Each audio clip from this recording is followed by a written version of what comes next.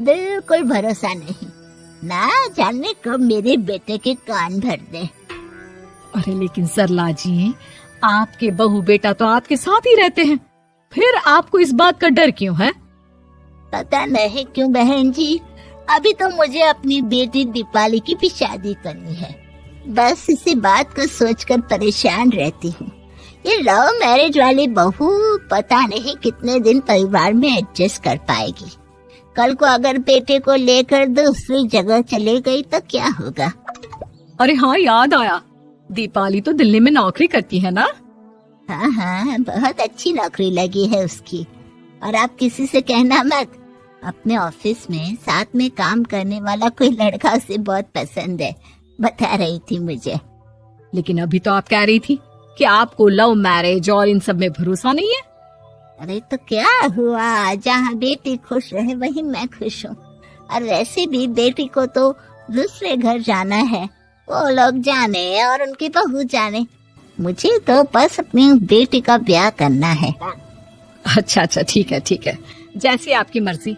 लेकिन मुझे लगता है कि आप अपनी बहू के लिए कुछ ज्यादा ही सोच रही हैं। क्या पता वो वैसी ना हो जैसी आप समझ रही हो।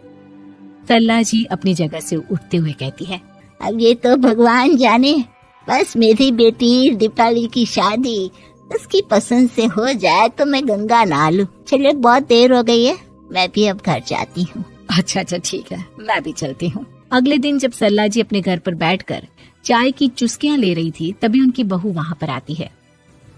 मम्मी जी, मैंने एक जगह नौकरी के लिए अप्लाई किया था और वहाँ से सब कुछ पॉजिटिव आया है।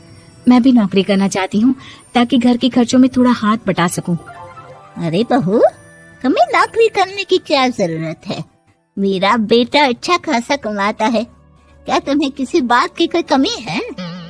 तभी सरला जी का बेटा वहाँ पर आता है। नहीं माँ, उसे किसी बात की कमी नहीं है, लेकिन वो इतनी पढ़ी लिखी है और अगर नौकरी करना चाहती है तो हमें उसे नौकरी करने देना चाहिए। कुछ पैसे घर में आएंगे, हम सबकी मदद हो जाएगी।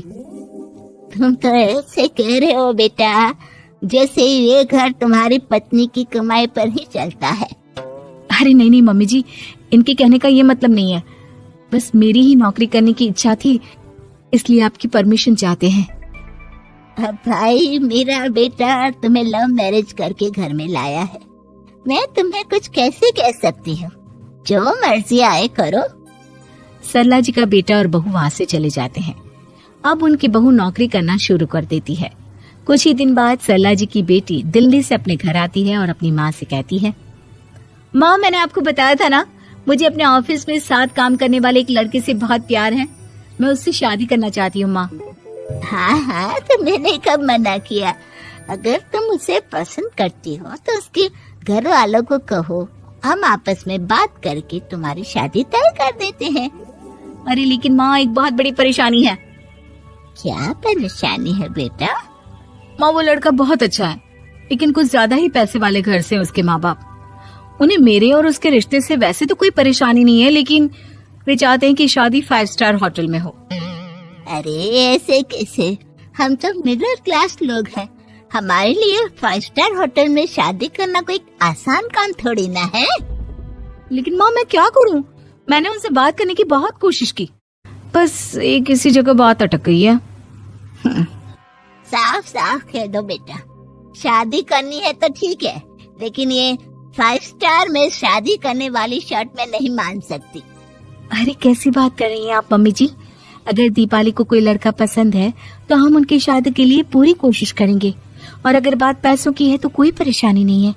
हाँ हाँ, तुम्हें तो बस बहुत आसान लगता है सब। जिस तरह तुमने मेरे बेटे से इतनी आसानी से शादी कर ली, सारे काम उतने आसानी से नहीं होते, समझ में आया? हर काम करने में पैसे लगते हैं।